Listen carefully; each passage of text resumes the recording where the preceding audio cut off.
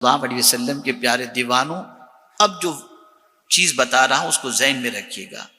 وہ یہ ہے، جو چیز جلدی ہے یعنی دنیا، یہ ختم ہو جانے والی چیز ہے، یہ پرماننٹ رہنے والی چیز نہیں. اور یہاں کی ساری چیزیں بھی ٹیمپرری ہیں، ختم ہونے والی ہیں. لیکن آخرت ایسی جگہ ہے جو پرماننٹ ہے، یعنی وہاں اگر اللہ نے کسی کو جنت میں داخل کر دیا تو وہاں وہ پرماننٹ رہے گا.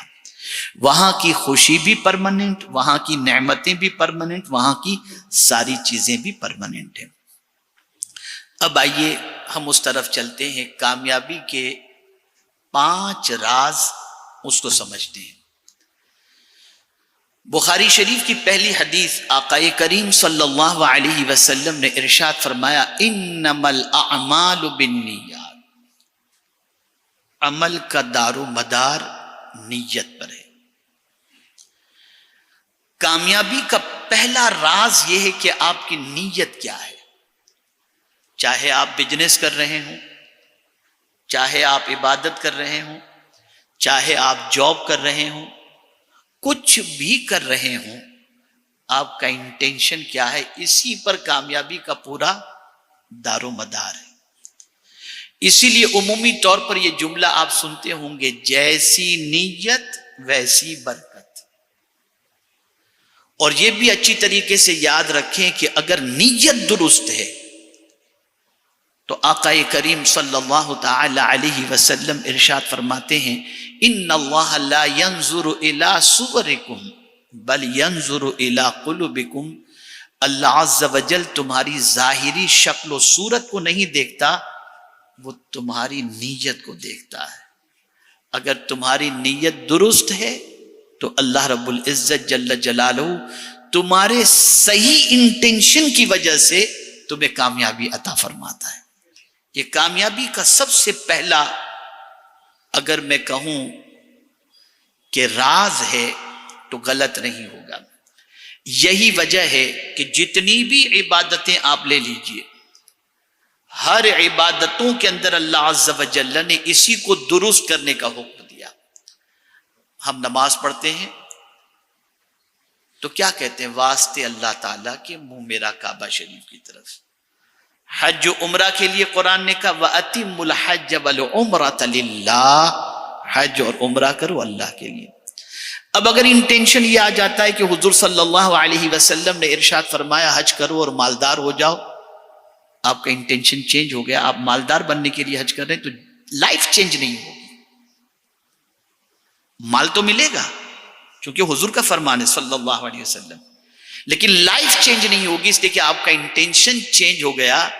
تو نیت کو درست کرنا یہ قرآن کی روشنی میں، حدیث کی روشنی میں یہ بہت ضروری ہے.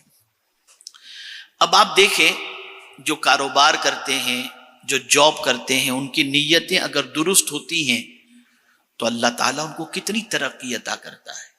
مثال کے طور پر اگر کسی کی نیت ہے کہ مجھے حلال ہی کرنا ہے، مجھے جھوٹ بول کر کے نہیں لینا، مجھے دھوکے بازی نہیں کرنا، مجھے کسی سے دغا بازی نہیں کرنا، اور صحیح طریقے سے مجھے کام کرنا ہے، تو جب اس کی نیت اچھی ہوتی ہے تو میرا رب فرماتا ہے والذین جاہدوا فینا لنہدینہم سبلنا. اگر کوئی میری راہ میں کوشش کرے تو میں اس کے لیے راستے کھول دیتا ہوں. اسی کو میں دوسرے اینگل سے سرکار صلی اللہ علیہ وسلم کی حدیث کی روشنی میں سمجھاؤں. ایک شخص قرض کے بوجھ کے اندر ڈوبا ہوا ہے، اس پر قرض ہے، لیکن وہ رات و دن ٹینشن میں رہتا ہے میں کیسے چکاؤں. بھاگ دوڑ بھی کر رہا ہے، محنت بھی کر رہا ہے، سب طرف کوششیں کر رہا ہے کہ میں کسی بھی طریقے سے قرض سے باہر آ جاؤں. اپنی ساری لائف کو انجوائے کرنے کی بجائے جہاں کچھ آیا پہلے قرض، جہاں کچھ آیا پہلے قرض وہ چکانے کی کوشش کرتا ہے. تو قربان جائیے میرے آقا صلی اللہ علیہ وسلم کے ارشاد پر کہ رسول اعظم صلی اللہ علیہ وسلم فرماتے ہیں میں جو کچھ چھوڑوں یہ میری امت کے لیے ہے، اور اگر میری امت قرض چھوڑ کر کے مرے تو اس کے لیے میں بیٹھا ہوں. یعنی یہ حضور صلی اللہ علیہ وسلم نے ان لوگوں کے بارے میں فرمایا جو قرض کو ادا کرنے کی کوشش میں لگے رہتے ہیں. تو حضور فرماتے اب تم فکر نہ کرو، تم سے جتنا ہو سکے تم کوشش کرو، ورنہ قیامت میں جس کا قرض نکلتا ہے اس کو میں راضی کر دوں گا. یہ نیت کی وجہ سے، انٹینشن کی وجہ سے، انٹینشن کی وجہ سے. تو میرے پیارے آقا صلی اللہ تعالی علیہ وسلم کے پیارے دیوانوں، اس لیے نیت کو درست کرنا، اور نیت کوئی نہیں جانتا،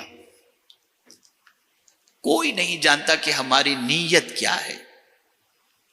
آخر کیا وجہ ہے کہ صحابہ کرام علیہم الرضوان کے بارے میں آقا کریم صلی اللہ علیہ وسلم نے ارشاد فرمایا کہ غیر صحابی کا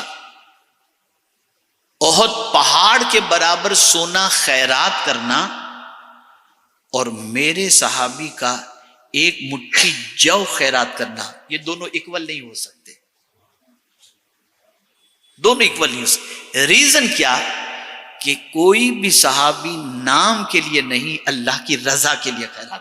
ان کا انٹینشن اچھا تھا، ان کا انٹینشن اچھا تھا. تو نیت کا درست کرنا یہ کامیابی کا پہلا راز ہے، اور کامیابی کے سلسلے میں پہلا اسٹیپ ہے. زندگی میں وہی بندے کامیاب ہوتے ہیں جن کی نیتیں درست ہوتی ہیں. اب آئیے ہم دوسری چیز